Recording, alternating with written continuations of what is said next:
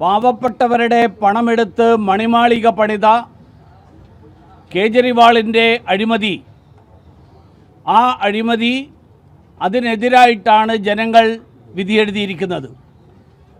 എല്ലാ അഴിമതിക്കാരെയും ജനങ്ങൾ അവസരം ലഭിക്കുമ്പോൾ തൂത്തെറിയും എന്നുള്ള സന്ദേശം കൂടിയാണ് ഈ തെരഞ്ഞെടുപ്പ് നൽകുന്നത്. കേജ്രിവാളിൻ്റെ മദ്യനയ അഴിമതി, ആ അഴിമതിയെ തുടർന്ന് നിയമ ഏജൻസികൾ, അന്വേഷണ ഏജൻസികൾ, ആ അന്വേഷണ ഏജൻസികൾ നടപടികളെടുത്തപ്പോൾ അത് രാഷ്ട്രീയ വേട്ടയാടലാണ് എന്ന് പറഞ്ഞ കേജ്രിവാളിൻ്റെ പ്രചരണം ജനങ്ങൾ തള്ളിക്കളഞ്ഞിരിക്കുകയാണ്. ഡൽഹിയോട് ചേർന്ന് കിടക്കുന്ന ഉത്തർപ്രദേശിലെയും ഹരിയാനയിലെയും ഭരണം കണ്ട ഡൽഹിയിലെ ജനങ്ങൾ ഇരട്ട എഞ്ചിൻ സർക്കാരാണ് ഡൽഹിക്ക് വേണ്ടത് എന്ന് ഈ തെരഞ്ഞെടുപ്പിലൂടെ വിധിയെഴുതിയിരിക്കുകയാണ്. കേരളത്തെ സംബന്ധിച്ചിടത്തോളം കേരളത്തിൽ പിണറായി വിജയൻ്റെ ഏറ്റവും അടുത്ത സുഹൃത്താണ് കേജ്രിവാൾ. ഡൽഹി അഴിമതി കേസിൽ അകത്തായ ആളാണ്.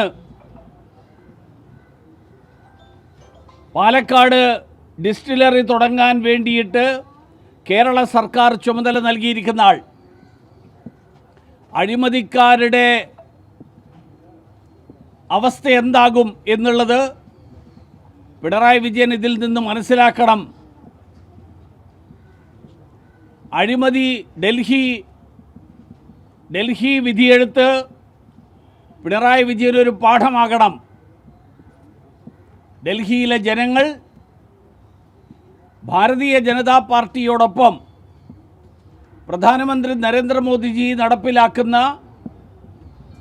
വികസന സ്വപ്നങ്ങൾ, വികസന പദ്ധതികൾ, ആ പദ്ധതികൾ പ്രാവർത്തികമാക്കാൻ വേണ്ടി നടത്തുന്ന ശ്രമങ്ങൾ, ആ ശ്രമങ്ങൾക്ക് പിന്തുണ നൽകിയിരിക്കുകയാണ്.